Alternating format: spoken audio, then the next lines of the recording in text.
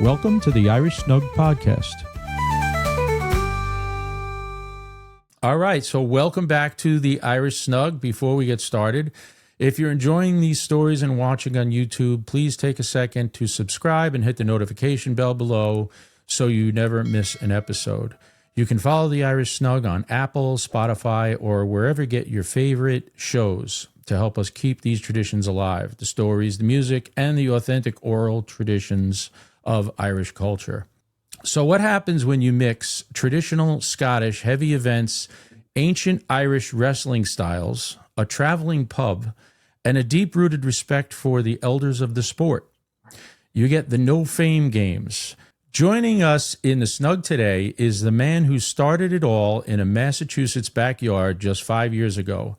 He's stoking the hype train for the upcoming 6th annual games this year. Josh MacKintosh, welcome to the Snug. Hey, brother. Thank you so much for having me. I'm wicked excited to be here. I love the shirt. Yeah, this is actually kind of a really special run. So we don't make these. This is just for a few of us that have these. Okay, all right. Yeah. We only make these for a special few people too. But no, I'm going to send you a T-shirt anyway. Please, yeah, ditto. So give us. Why don't we start at the beginning? Give us your background, what your own heritage is, and what kind of led you down this path of starting these games. Yeah, absolutely. So my family, my father's side particularly, comes from the Holyoke region of Massachusetts, local to New England. My mother's from Jersey. Her family goes back, into the 1600s in Jersey.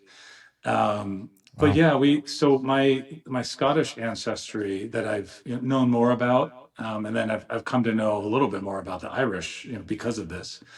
But I think it's 4 great grandfathers came from Scotland. He started a very successful cotton dyeing mill in Holyoke that became one of the most successful in the States.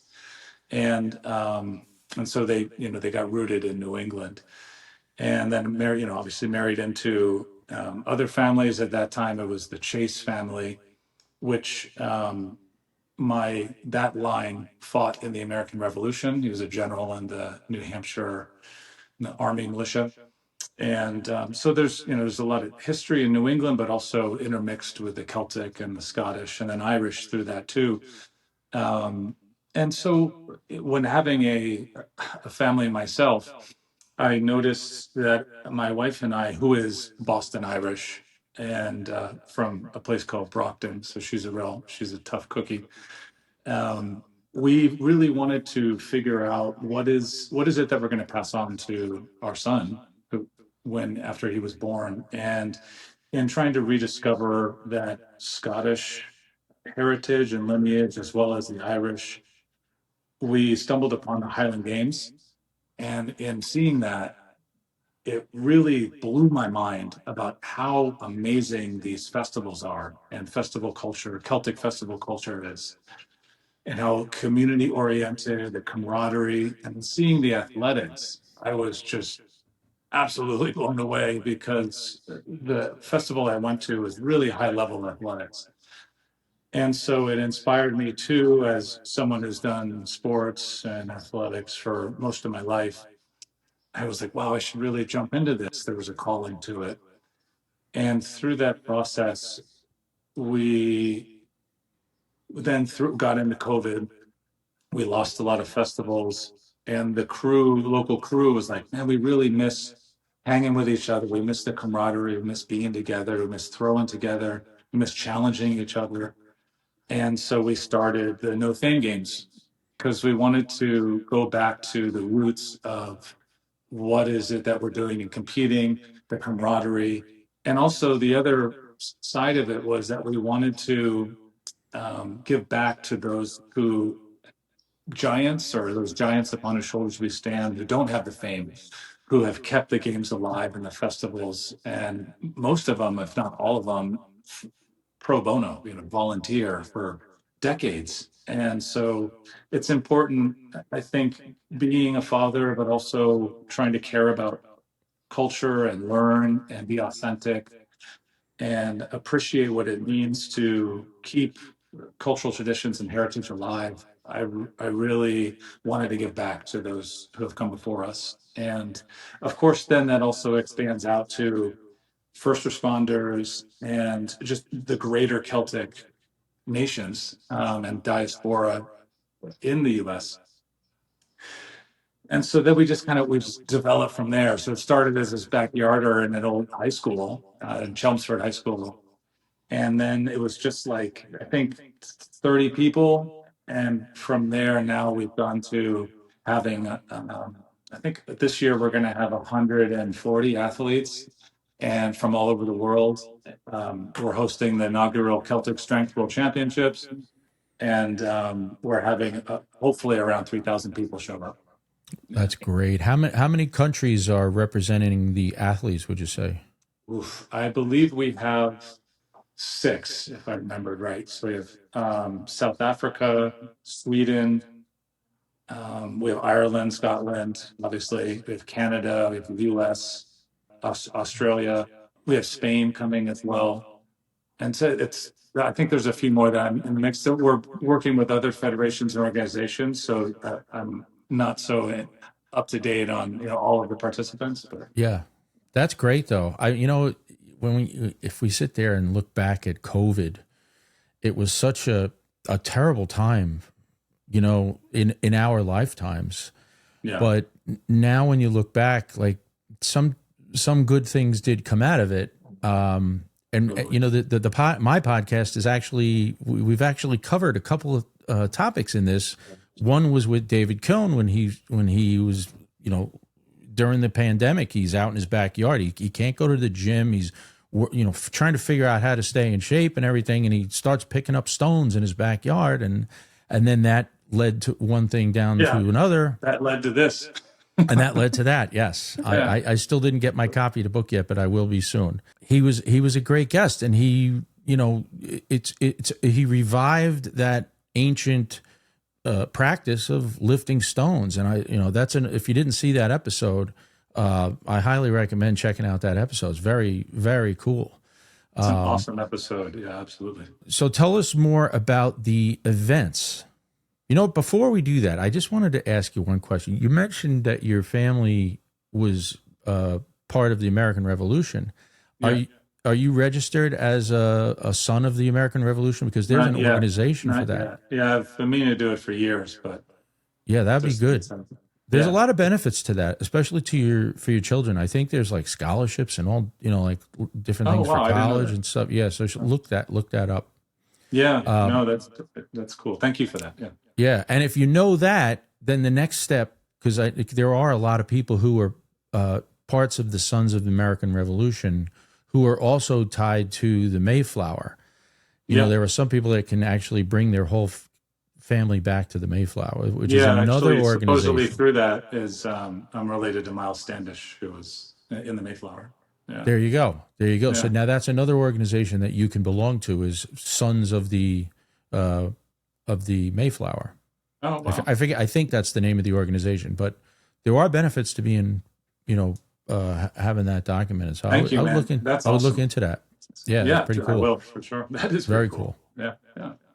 So let's talk about some of the events. Yeah, well, let's see. So we have 4 different championships that are in 4 different athletic traditions or heritage traditions that bridge Irish and Scottish cultural heritage. So the first one that's kind of the most famous, I think, in the States is the Scottish Highland Games format. And we're working with a new organization to launch a professional league.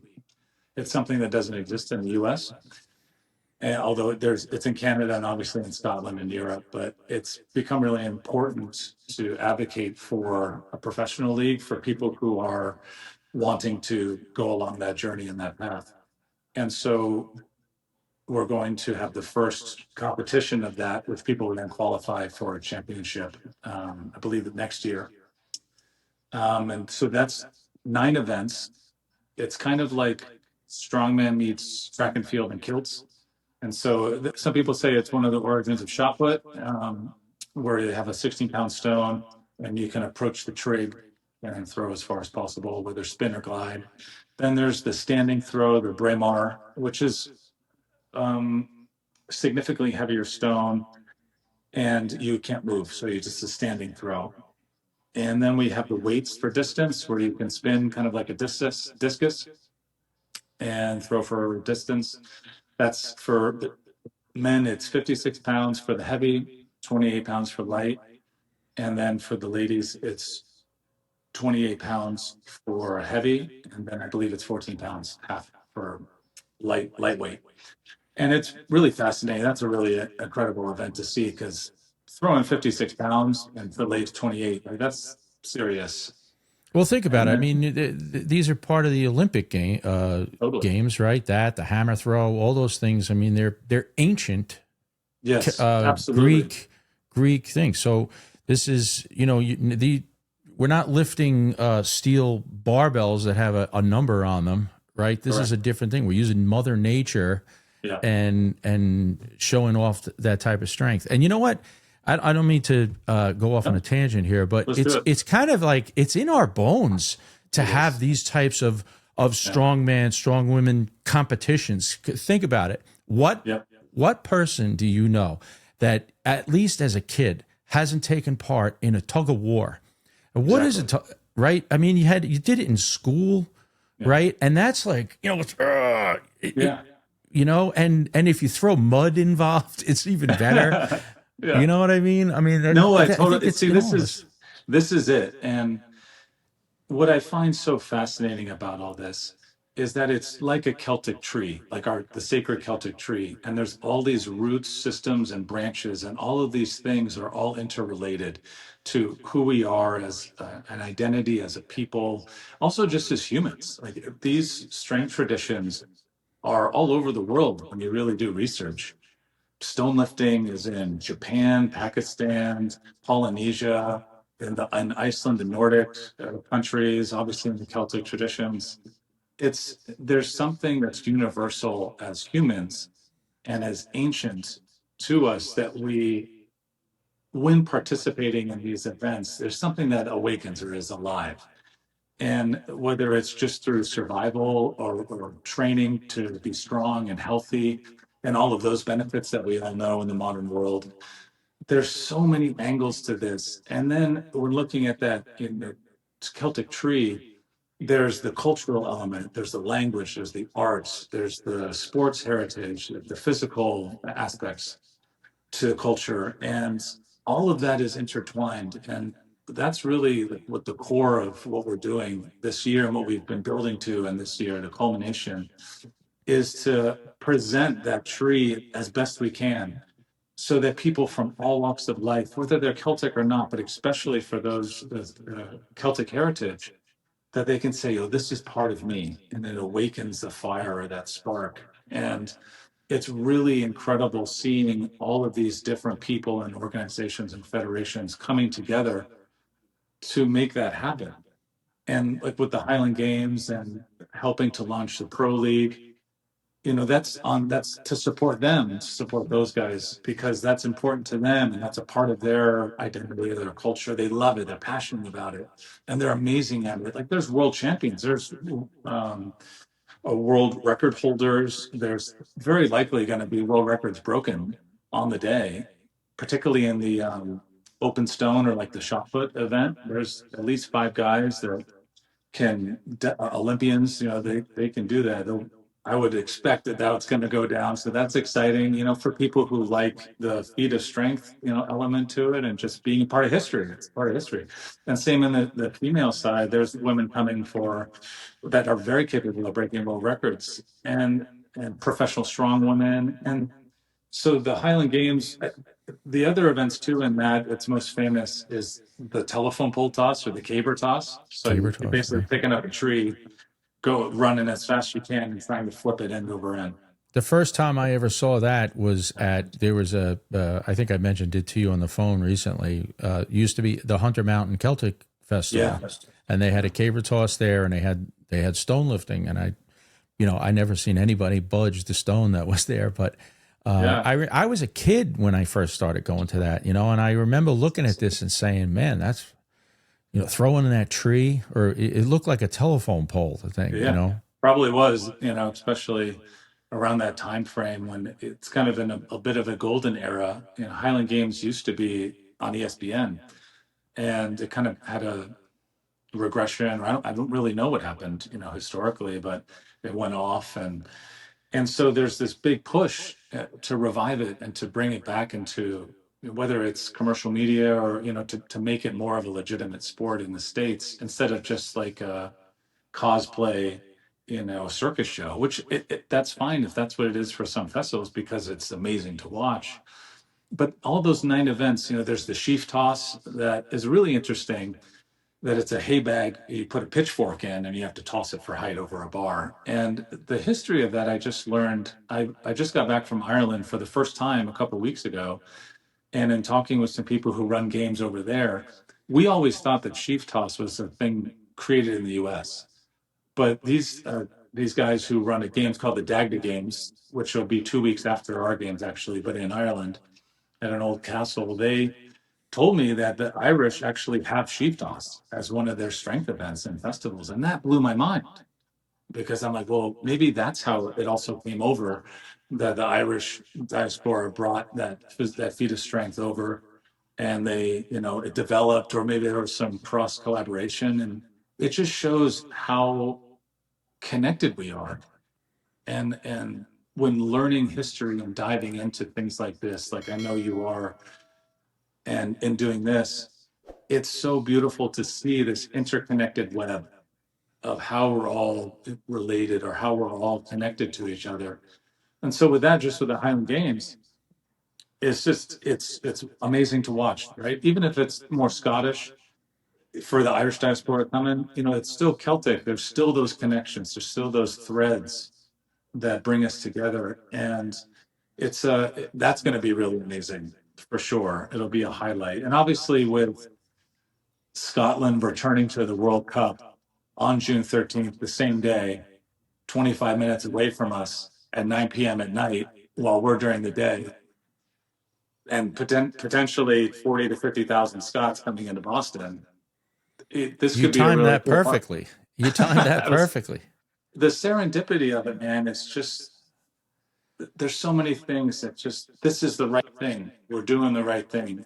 Like Well, let David me said. ask you this: going Yeah. back to like that first time where you thought of this during the pandemic, you're sitting there and you're like, you decide to come up with this idea of having this game. I mean, are you even thinking at that point that this thing could be like a global No. movement? Yeah, I didn't. No, I did not. I think it was more born out of necessity and born out of the desire to give back to the community. And that's always been our roots. Our main motto is Ninir Kukulehele, which is there is no strength without unity. So although yes, I've put in the lion's share of the work effort, it's not just me. It's so many people coming together, and it's that roundtable approach that's been the foundation of what we do, and also holding people up to standards. And there's drama, and there's always trouble, and there's always something to fix. But all of that aside is just noise. Like what we're doing and how we started, I think it's because of that foundation that we laid that we're even able to entertain the idea of having something like a Celtic Strength World Championship, and it's a big growth. Like this year is a massive growth. But I feel that it's also because of all these people coming together and working together in unity, and that strength that comes from us working together and putting aside all the noise and just coming together. Not that there's a lot of noise, but it's just life. We're humans, that's life. And Word of I, mouth is great. I mean, that's what we're yeah, doing here. We're just getting it. You're going to get the word out, and it's just going to yeah, grow. I was always told grow, but grow slow. Like yeah. every time, every year, it just gets a little bigger. Yeah, and to that point, it was really last year where we took that leap and we combined a little bit more of the Irish heritage sports, which we'll get into. And that it was a tester. It was just our regular games, and it worked. and everything was able to flow and be together, and it was powerful. It was powerful having all these the Celtic wrestlers come in. We have a team event, just like a little more strongman style event, but you have to work in teams, and teams work together to compete against other teams. And then also the stone lifting, and it's so beautiful seeing everything come together. So that's when, after consulting with some professional sports promoters and just word of mouth spreading and people getting in touch with us, they're like, if you guys really want to help promote and enrich this cultural heritage, you guys got to take the big leap and take on becoming a Celtic Strength Championship or a Celtic Strength World Championship, because that's just the next step. And we're all like, I'm a private chef by trade. Like, that's what I do, my 9 to 5 or whatever. And my day job is working for Extreme Wealth as a private chef. What I think too, with going back a little bit to the events and connecting that back in, is what we have going on that's so historic and memorial is we have the Celtic wrestling. There's two traditions within that. One of them died out in New England for about 100 years, and the other one has been continued within Scotland, and we're hosting the first ever North American championship within Scottish backhold. So we have officials flying from Scotland who run what's called the Scottish Wrestling Bond, and that bond basically officiates and sanctions all wrestling champion or games or competitions in Scotland and all the Highland Games there. So it's really cool, like working with those guys. Like, the Scottish wrestling does not really exist in the States very much. There's very, very few festivals that do that. But the more we kind of dove into what is Celtic strength and what are we really trying to do here, that we can't just isolate ourselves with the Highland Games and exclude all the other forms of Celtic strength. Like, okay, I reached out to different scholars and historians. It was like, what else are we missing here? What else can we bring together? And that's when the wrestling really came in, and learning more about the history of that, in particular, like the Irish collar and elbow wrestling, is a fascinating history. And what's most fascinating, at least for me and for people born in the States, is that it was massive in the 17 and 1800s in New England and in the States. It was the most popular sport in the world, is what these historians are saying. And that it was really popular. Like the wrestlers who competed were superstars, like in New York and in Vermont, especially, and also in Boston. And it about 100 years ago, when catch wrestling really took on or was on the scene and kind of took over.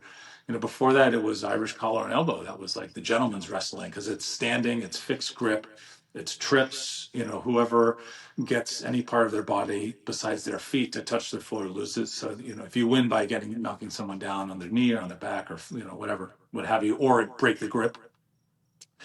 And learning about that and its history was just like fascinating. And so there is also a revival happening that mirrors David's revival with stone lifting, but with the Irish collar and elbow. And there's a gentleman who will be coming. His name's Tom Higgins. He's in Chicago. And then another gentleman in Dublin, Nathan Featherstone, and they have just formed the Collar and Elbow Federation. And so they're going to be coming to sanction the Irish collar and elbow, and the first Northeast Championship in at least 100 years. So that's just the wrestling side. And it's so cool connecting with the MMA community, the wrestling community locally, and trying to advocate to them to say, hey, these are legitimate heritage sports and traditions. And let's also focus on promoting and preserving that and bringing that back. And And those guys. wasn't George Washington a Irish collar and elbow Yes, wrestler? supposedly he practiced and he was a champion in it, and he was very, very adept in it. Supposedly Abe Lincoln was also very adept in wrestling. And so there's these historic figures in the US that practice, but that just shows how popular it was and how prevalent it was in culture and society. And so it's cool to be a part of the group that's bringing that back. It's really fascinating, man. And then, we also have the stone lifting, and we have the team event, as I mentioned, and the camaraderie formed in the barbell clubs that form teams that go battle against other gyms and barbell clubs is so cool. How does the team event work? So we have, this year we have 5 events. We have a truck pull where they have to work together to pull a sled and then harness walk a truck. So that's a 4 team member event. So it's 2 on the sled pull and then 2 are harnessed, geared up and have to pull the truck or walk the truck. And that's a timed event. So the teams, they are dependent on each other. And then for the wagon wheel deadlift, it's the combined total reps between 2 team members per team. And then we have a challenge stone throw, kind of like they can either approach the trig, kind of like Braveheart, scene where he's throwing the big stone. So there's that event, and it's a combined distance. We have a natural stone over bar, so combined reps. So the teams, they have to work together, and then male weights are different than female weights, and so there's there's a little bit of math and strategy to it that a lot of the teams will go at with who they put in, and they can't just put in the same, obviously, people on each event. It has to rotate out. So it has to be at least 5 or 6 members per team. And it's really cool. It's really cool seeing everyone cheer each other on and the camaraderie. And yeah, I mean, there's at stake. We have a $1,000 purse. So the team can win, some beer money or whatever, goes to support the team, or some teams put it towards charity. It's really up to, whatever they want to do.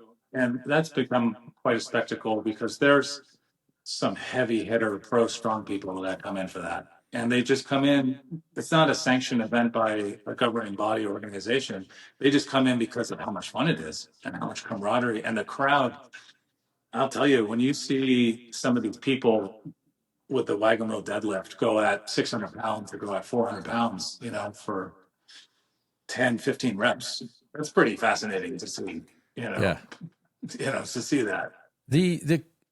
So, when you think about Celtic culture, you always think about, I think the first thing that comes to mind a lot of times is music, folklore. But now here we're talking about Celtic strength. Yeah. So, and that's this movement. So do you think that there's any correlation with that actual physical strength being Nordic in any way? What's really fascinating when you learn about the history of World's Strongest Man and strength traditions is that the gentleman who started World's Strongest Man is a Scotsman, David Webster and Douglas Emmons. And David Webster was famous because he's one of the best, most legendary promoters of the Highland Games. And he started the current World Championship. It's like the David Webster World Championship for the men's division. And so you see this link on strength tradition, obviously in the Nordic or the Icelandic traditions, the Celtic, Scottish, Irish, Isle of Man. The Basque region of Spain has a massive stone lifting culture. And then there's the Celtic diaspora as well. But strength is strength. Like, people celebrate strength in all cultures, in the Middle East and the Southeast, Asia, in Africa and Polynesia. Polynesians are giants. Like, there's some of the strongest people. And the Japanese, there's 10,000 lifting stones in Japan.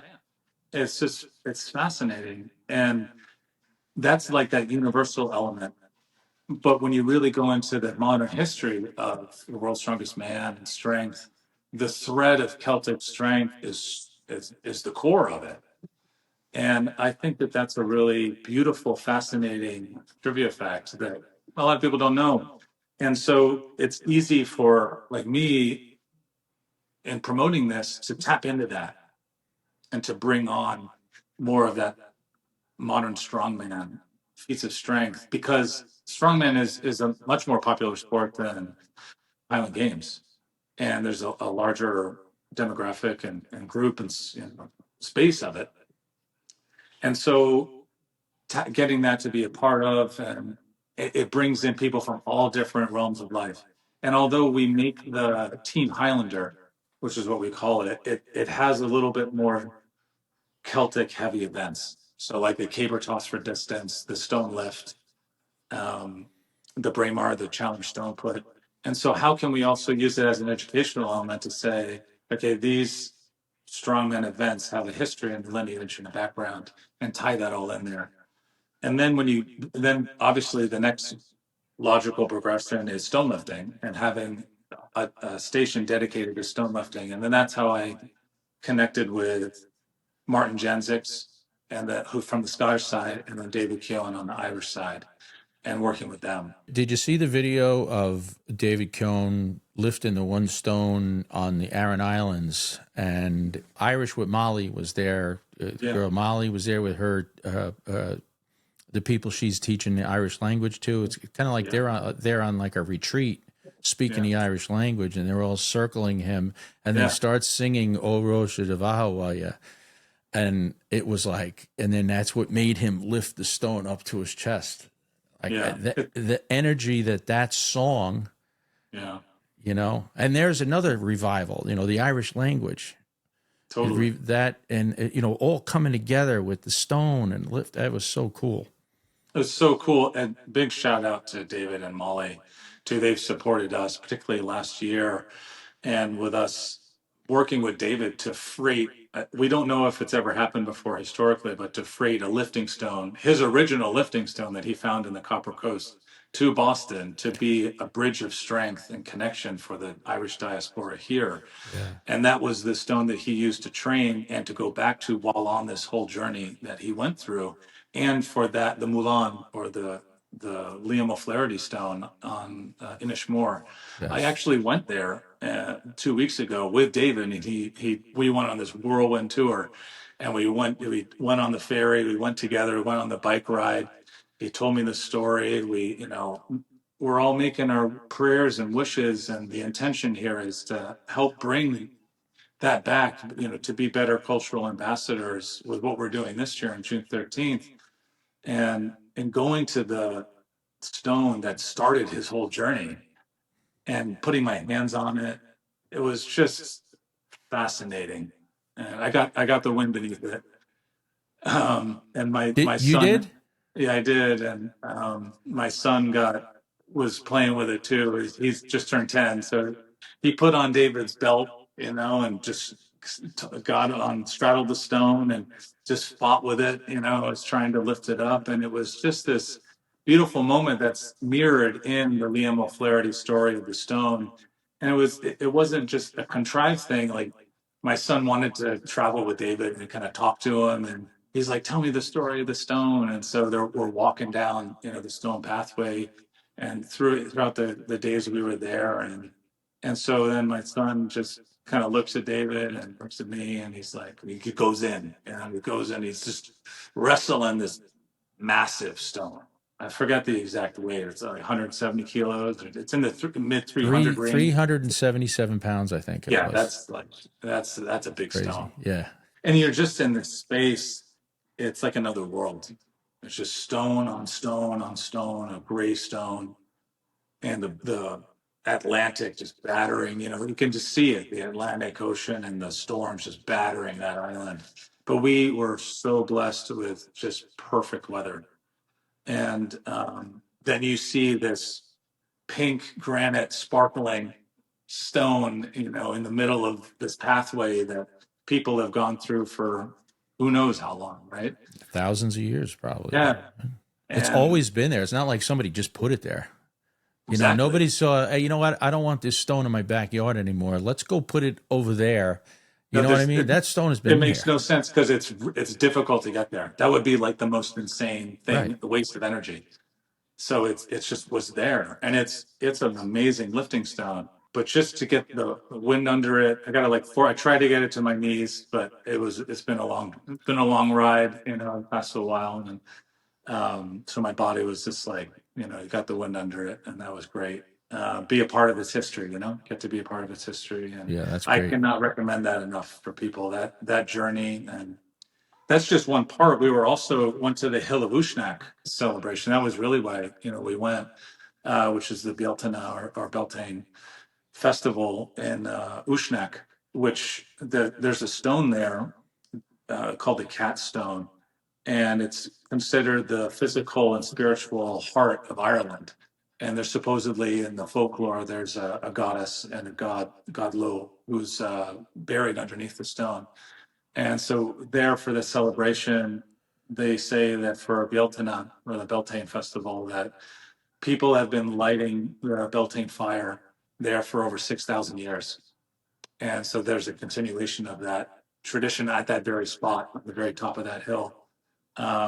And from there, then the towns, local towns, would then light their fires, but it would start there at the heart of Ireland, and then kind of build out from there. And being a part of that festival and seeing that and the Irish culture and heritage and how David was presenting there and listening to his speech and the tales under the tarp, as well as the Irish woodworker Owen was there, and then they also had some collar and elbow there too with the kids, and man, it was seeing this revival. Sounds like a great trip.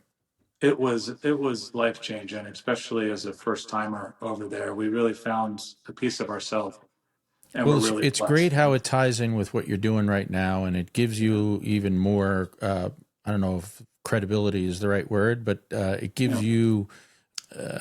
You're more in touch with, the history behind all of this, and that's good. That's good to be on your side of the coin. That's great. Yeah, it was amazing to see that, but it also was just this heightened sense of responsibility to not be the typical Yank, who just comes in and brands it, does their own thing. Like, what we've really focused on is authenticity and making efforts to reach out to the Irish leaders and say, please come teach us, please come be a part of this, please come help, and do this the right way to set the foundation again. We also are starting a cultural panel discussion with the topic of what is Celtic strength. And that's going to bring in Harvard University, Boston University, Boston College. David will be on that. Nathan Featherstone from the Collar and Elbow Federation. And then there's two cultural influencers and educators. Vivian Sayers from New York City, who focuses on the Irish side, and then Iona McGowan for the Scottish side. And so that'll be a roundtable discussion talking about what is Celtic strength historically, physical feats of strength, but not just that. Like, what does strength mean? How do the Celts look at strength? How do they honor strength? How do they identify strength? And all of those things are really important, because strength is not just the physical feats of strength or throwing things far, but strength of character, strength of spirit, and especially with everything that's happened to the Irish diaspora and the Great Hunger and the colonization and all of that, and preserving itself in its identity and its language. And it's all that Celtic tree with all these branches. And this podcast is part of that branch. We're all doing our part in trying to promote and educate and just entertain people in the background of our history, of our culture. Totally. Yeah. And that's why people like Molly and David and that experience that he had, like, that's just reliving the Liam O'Flaherty story. And that's amazing. But it's capturing that, and then that being posted, and then that creating this momentum, and then you having him on and you talking and connecting that, being that you're that bridge that connects all these stories together. And I'll tell that story forever. In my circles, with the fire department, the bagpipe band, we travel all over the world. We do. We've been, I've 32 years I've been doing this. We've been all over the place, and we've created some great friendships all over the place.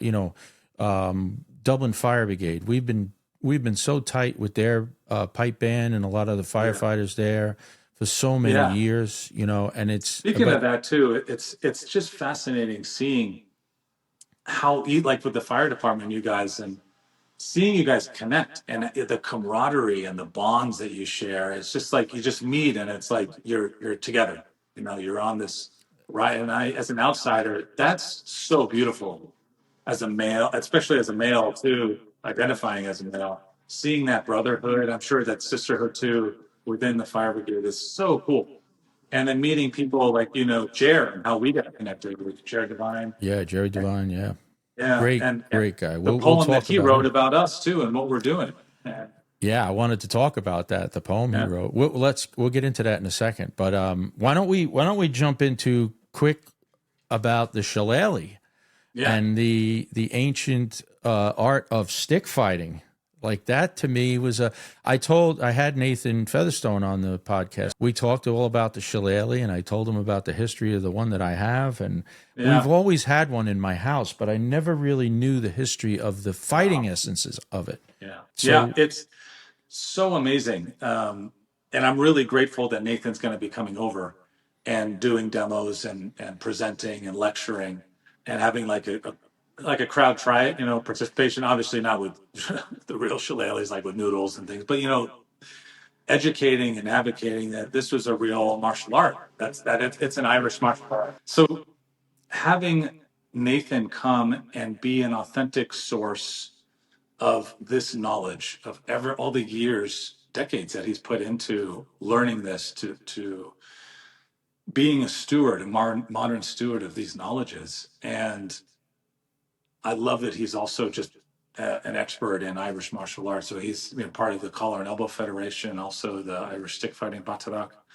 and the history of that with the penal laws and how that yeah, forced the Irish people to couldn't have weapons, so get a stick and learn how to swing that thing, and that whole story is just fascinating. But also the lore of the blackthorn and how that was used, in pre-Christian times and as a source of power, its symbolism, and the shaping of it and what it takes from a woodworking side or from a craft side it's so deep. It's so deep. And that even that, you and your family, that their shillelaghs have always been there. And most Irish people that I talk to, it's so common that they're like, especially the elders, they'll be like, oh yeah, I have my grandfather's shillelagh. Or it's just something that was there, but maybe they knew about it, but they didn't necessarily know how deep that well is. And being able to, from the Celtic Strength Championship side and as a festival side, to give space and a platform for these things to be highlighted, and then to bring in really high level videography and photography to capture the moment, it really matters. Like I'm yeah, passionate about that because that's in the modern world, that's how we can help, at least be a part of those branches to help that carry on, like what you're doing yeah. here. I think that going back when you said, oh, I got that shillelagh from my grandfather.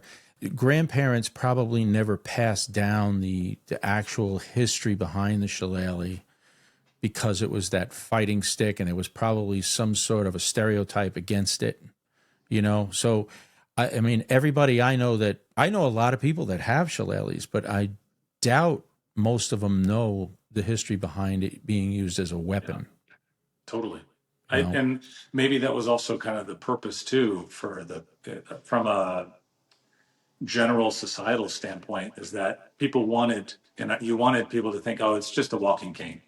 But really, exactly. for people who know, no, it's a weapon Yeah, that's concealed, kind of like a concealed weapon it's in a a way. concealed weapon. Yeah, I'm so fascinated by it, and even with the shillelagh, like we went to local antique stores and we found a shillelagh that supposedly goes back to the late 1700s and 1800s, just there. I got it for a minimal price than what you really pay for them now. It's one of those things that, like, you put your hands on it, and it's a piece of history, a piece of that connection to heritage, where it comes from, and that family. And it's the same thing in a way with stones, with stone lifting, that they're repositories of memory, they're repositories of connection to people and this heritage and cultural traditions that matter. yeah. If that stone or if that shillelagh could talk, right? Yeah, It would be imagine, pretty cool. Yeah, especially like in Ireland, like the Mulan on Inishmore, that pink granite stone, the amount of memories that must be around that. I mean, all of them, it's even in crazy when you Scotland, think it's about it. crazy. Yeah, Yeah, when my first historic stone that I lifted was the stone of the Fianna in Scotland, in Glen Lyon, with Martin Janzik. Martin is one of the people who inspired David and he was documented in the Rogue documentary Stoneland, and that really blew up the stonelifting scene, I think, in a more commercial way, because Rogue is it's a massive company, and they made those documentaries for free on YouTube, and then it went on Netflix, and the stories there, this David, I'm sure, talked about it, how he watched those documentaries, the ones from the Basque region, and then he's like, it's got to be in Ireland. And then, thank goodness for the Dúchas archives, that they were, again, repositories of information in this tabernacle, that the Irish government and leaders were smart enough to say, we need to do this. And that's where we're at now with David, and 60 stones found, and his documentary and the book he wrote about it. He's all over the news. It's a national treasure now. And it's the same parallel journey is happening, I hope, with the collar and elbow, because it's a similar thing of connection and of history and tradition and putting your hands on it. It can be dangerous, obviously, but in a fun way, like jujitsu or Muay Thai or other martial arts or karate or, Taekwondo, like Did it's did discipline. did you Yeah. say that the collar and elbow is going to be an event at the No Fame Yeah. Games? So we're bringing back the first championship in 100 years. So it's called the Northeast Championship. Yeah, that's unbelievable. So this is the Yeah. first time in 100 years there's going to be a championship for this. Correct, in New England, and I can send you too a lot of the old articles that were written in the 1800s about these champion collar and elbow wrestlers that were just superstars. The person to really talk to, obviously, there's Nathan and Tom Higgins, but also Ruan McFadden, who wrote the book on Irish collar and elbow that inspired Nathan and Tom to really go on this journey. Ruan is an amazing leader. He's like the godfather, modern day godfather of a collar and elbow. And the stories he has too, and what he's done, it's just, again, it's all these people coming together. And we're just the next link in the chain of being a platform for people to come in. And what we really need is just the Irish diaspora to show up on June 13th, to be a part of this, and to, take that effort and time to come and to come party with us. And obviously, we're sponsored by Guinness too now. And so there'll be a beer garden, and we'll have really good food trucks, epic barbecue joint called BT Smokehouse, and a Gene at the Black Harp, traveling Irish pub. There's so much goodness happening. Yeah. You said that there's a lot of camaraderie that people are discovering with becoming athletes in these sports. Yeah. Have you seen any particular athlete that it's really changed their perspective on life? Like they entered into this realm and now it's really changed them, and it's become part of them. Absolutely. I mean, you're looking at one of them. But I would say 80 to 90% of the people that come in, it's really like a baptism by fire. Where are you going to find a tree to go toss? It's really, it happens at the festivals. And the culture, at least around here, is, there's a few practice groups, but they're really few and far between. But it's really just going to the festival and being brave enough and open enough to suck, but also to just give it a try. And Is it open? Like if somebody just shows up, can they just try it out? At a few festivals, yes. At a few festivals in New England, there are, where it's just a show and throw. Because of a limited space, we just closed registrations. But for like the stone lifting, you can just come, you can show up and learn.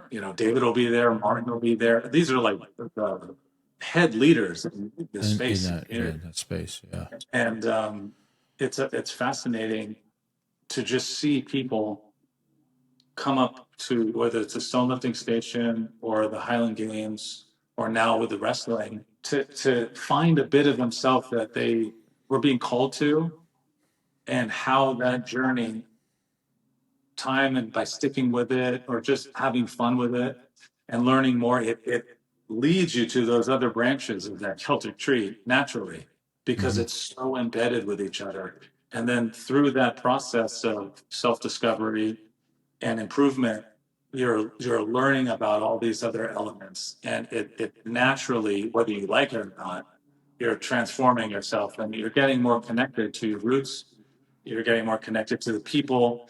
There's a confidence element too, like, like anything, you're out having more fun. Yeah. You're engaging with the people and having those conversations like we're having right now. Yeah. Yeah. So we mentioned him before, Jerry Devine, Yeah. a great Irish poet. He really captures the essence of the games in the poem he wrote, Mac Tíre. Yep. Tell us about your experiences with Jerry. I know Jerry, through the Dublin Fire Brigade, and what a great guy, great Irish poet. I highly recommend you look into his poems, especially the one about the games that he wrote. But what were your thoughts when you first saw that video that he created of the poem? Yeah, he surprised me with that. What's really it immediately brought tears, just because of how much I sacrificed for the games, and how much my wife, who's the events director, what she sacrifices, and this our team. And this is not a moneymaker for us. It's really for preserving the culture and bringing people together, Passionate. and the passion of that, and that someone would take time to out of their busy schedule and to organize it and to organize the shots. And he worked with his brother-in-law, who was a well-respected videographer, and that they thought about all these things on their own, and that he was speaking these words, and working with David too. David had some input, with the poem, and they all did that.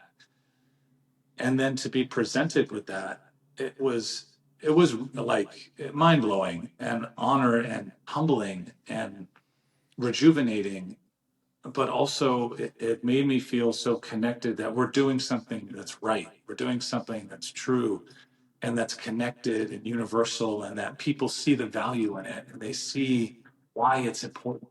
That blew my mind. And reading his words and hearing that that's exactly what we're trying to do here. Yeah.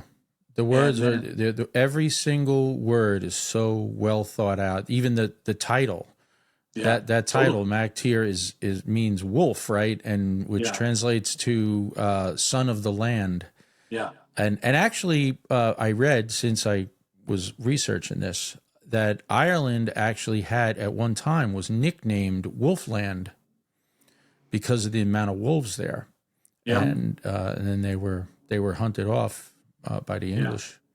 Yeah, and even that factoid in itself, and how that ties to the colonialism or this, but even that the Irish language would correlate a wolf, which is a powerful animal, and obviously it was very prevalent in the area, and maybe even one of the reasons why humans had shillelaghs too is it's a word, in the pastures, or Sure, tending the sheep, they got to protect themselves too, but that the word for that of wolf is the son or an ancestor, or what's the other word for black? It could be like family, or of the land, and Tíre being land.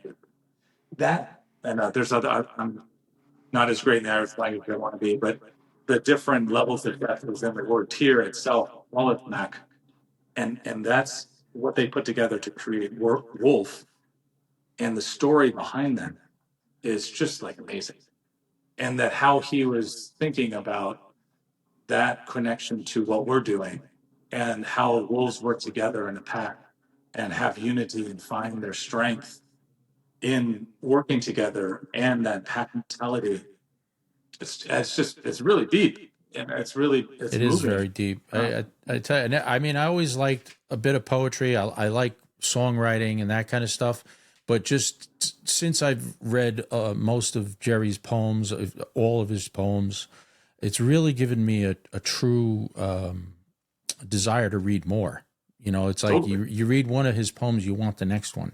No, totally. And Yeah. also his poem with the 9/11 and the Hurley Maker. And Yeah, the Hurley Maker was a great one. when we went to Ireland, he actually invited us to stay at his house.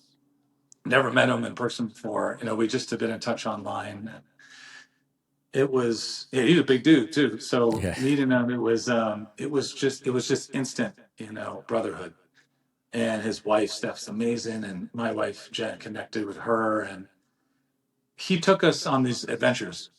And one of the adventures was he took us up on a hill, and there's nothing there. There's just sheep pastures, right? We're traveling up the hill. He pulls over, and there's this big stone and metal bench. And in front of the bench, in stone, is a metal plate. There's a large stone embedded in the ground, and then there's a plate, and it's a poem that he made for a gentleman who had passed away and was a good friend of his. And he worked with the community and leaders in the community for a blacksmith to build the metal framing for the bench. Another one who cut the planks for the wood part of the bench. Another quarry stonemason for the foundation of what the bench went on, and also the stone with the plaque. It's just, and he did that for a friend, no money. Well, that's how much they were so tight knit, how they care about each other. And they all did that just to give back to him, because that was this man's favorite place to walk up to with his wife and sit there and overlook this beautiful view of their local village with the lake. And that's nice. Jared. That's great.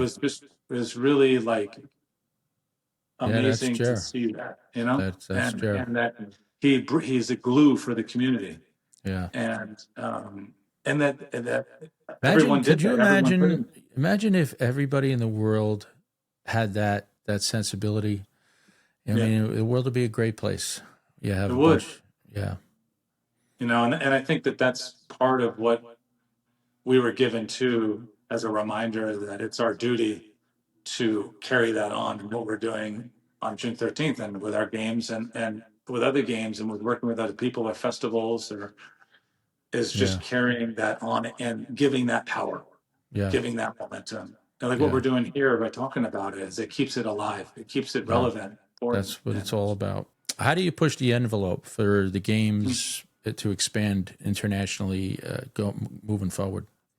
I'm just a lunatic. And I also being in the private chef world with very wealthy and influential people, you hear a lot of conversation about business, or you hear a lot. I'm much more like a reserve butler that serves food, but I'm smart enough to listen. And a lot of my employers have been very supportive of what we're doing, and so I've had introductions, and not just to people and very wealthy people of influence, but also just people with ideas and saying, well, have you thought about this? And so I try to be an empty cup. And my wife is incredibly patient and kind, and she's also has run international brands and has helped businesses grow. She was a business owner in Western Mass for 15 years. And so it's just the right people coming together and then soundboarding ideas and thinking outside the box. And we use the Scottish Highland Games model, a kind of town fair approach to this. And then how do we then bring in all these other elements and be creative to inspire people and push the envelope that way with, obviously supporting local vendors, local organizations. And we have this space.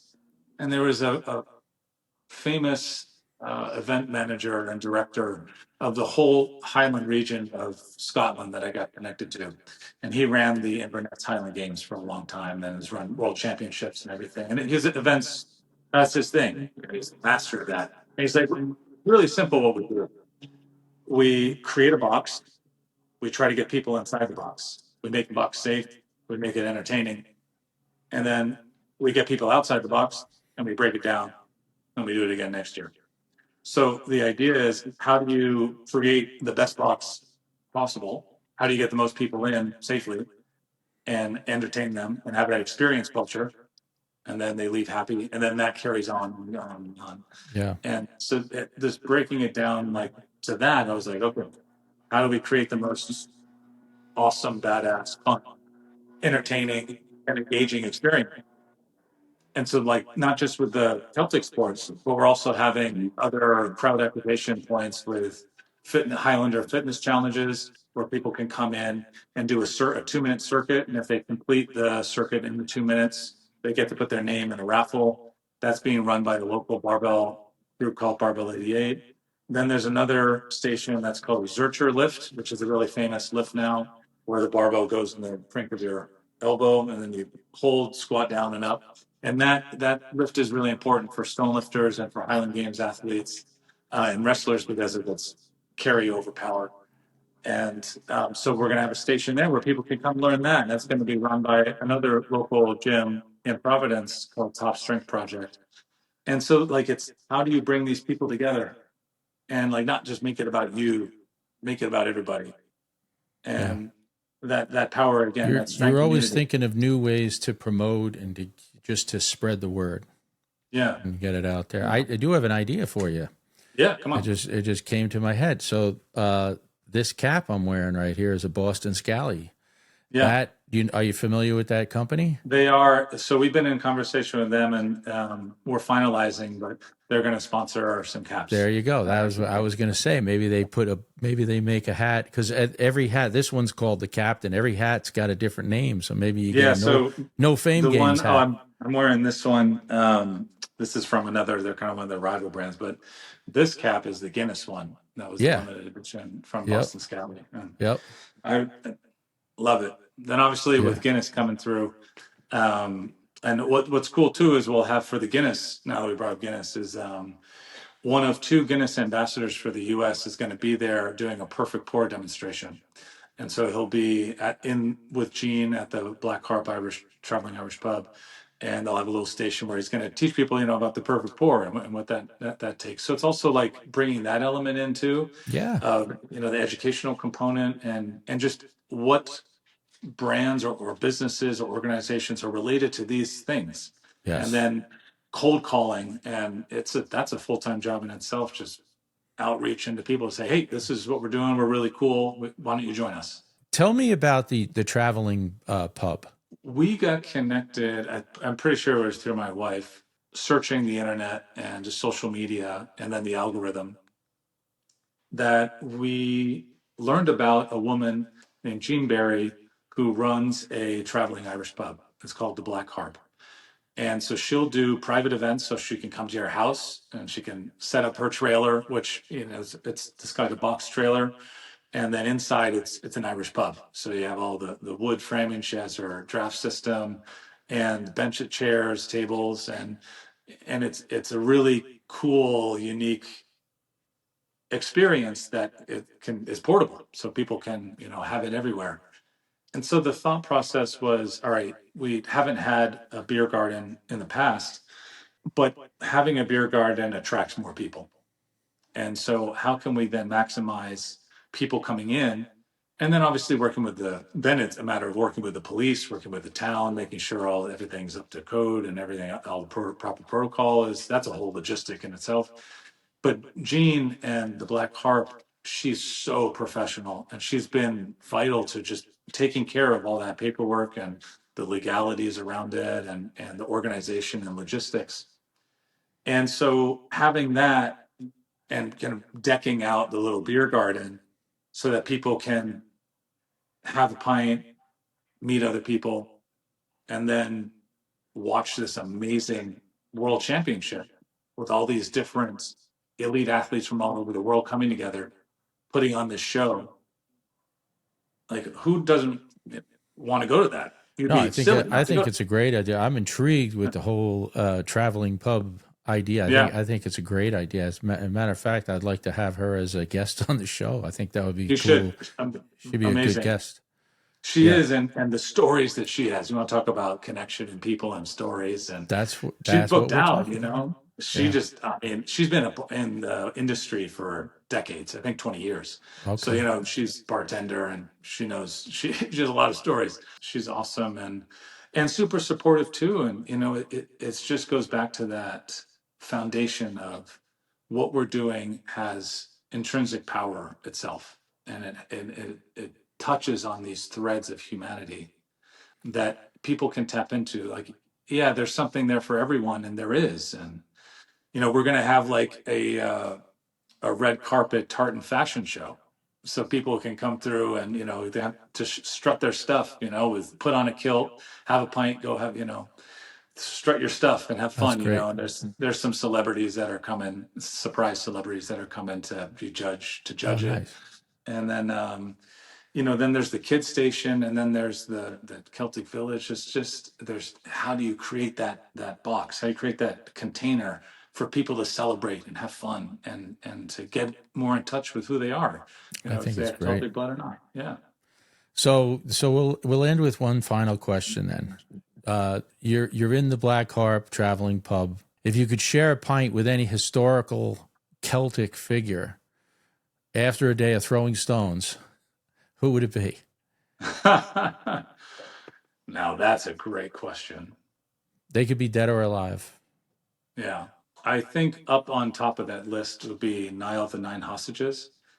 And the reason for that is selfish, because I found out through 23andMe and my paternal haplogroup that I have related to that gene pool that is connected to Niall of the Nine Hostages and the ancient High Kings of Ireland. And so I think I would love to sit down with whether him or Fianna and have a pint and just talk about what is strength and how do they value being a human? How do they identify as a Celt? What is it that's Celtic identity and then human identity and stories, and looking at that thread internally on how we can bring that to the modern day world and bridge the gap. Cool. Very cool. Yeah. I think mine would be Grace O'Malley. Oh, wow. Okay. Yeah, I'd want to hear all those stories. I'd love to hear the stories. We think that I could be related to her. I don't think we'll ever know, even with DNA. I don't think it's possible. But just based on where my family lineage comes from, Clare Island, and I do know that the O'Malley name and the Winters name, that's my grandmother's name, from Clare Island. That's the only thing, But could it be? Yeah, maybe it could be. But that's the thing too, is even like, connecting to the Niall of the Nine Hostages, for me, it's not even for me necessarily like I need to be related to them specifically, but being within that gene blood pool lineage or connection, just that sense of connection that's a part of me. And that's that clan mentality. That's that clan community connectedness, and you being connected to the O'Malleys and Grace O'Malley. Like, it's just that sense of place and identity. And that in itself is empowering, I feel, to make us better people and to make us want to do more good in the world and be better ambassadors of that. Yeah. Well, Josh, it was great having you on the show. And we'll try and, all of the links to No Fame Games, I'll put everything we talked about, I'll put in the notes of the podcast. So I encourage people to look that up. But it was great having you on the show, and we'll talk again soon. Thanks, brother. And right. Thank you for having me on. It's been a real honor.